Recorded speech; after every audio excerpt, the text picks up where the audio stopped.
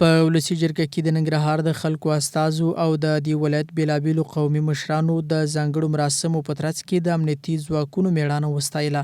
دوی وایي ننګرهار کې د کلکو امنیتي تدابیرو په ترڅ کې ولسمشریزو ټاکنو کې د خلکو پراخ ګډون د دې ښکارندویي کوي چې افغان پوځ یو پیاوړی ځواک دی. د دې لپاره چې زموږ نظامیانو په دغه تیر یو میاشت کې په اصطلاح باندې یا 15 ورځو کې د شپږ ورځې د عسکر سرباز نه واخله تر مشرانو پورې نارامه سرګردانه تر څو پورې چې دغه پروسه ملي پروسه سرته ورسیږي.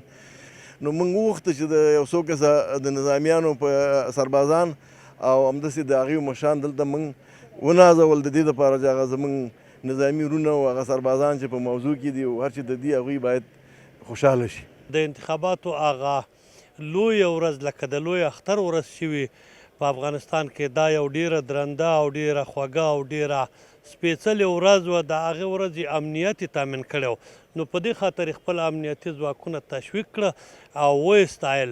همدارس ختیځ کې د 201 سېلاب قلي اردو قومندان تورن جنرال عبدالهادي ترین د ولسي جرګې له استازو او د دې ولایت له قومي مشرانو د مننې ترڅنګ وویل د ولسونو همکاري او دا ډول ستاینه د امنیتي ځواکونو مورال پیاوړی کوي.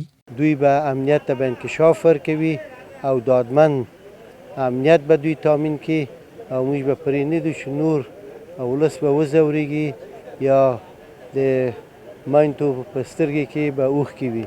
انشاءالله به موږ داد ورکړو، موږ دوی موږ ته قوت وبخښي.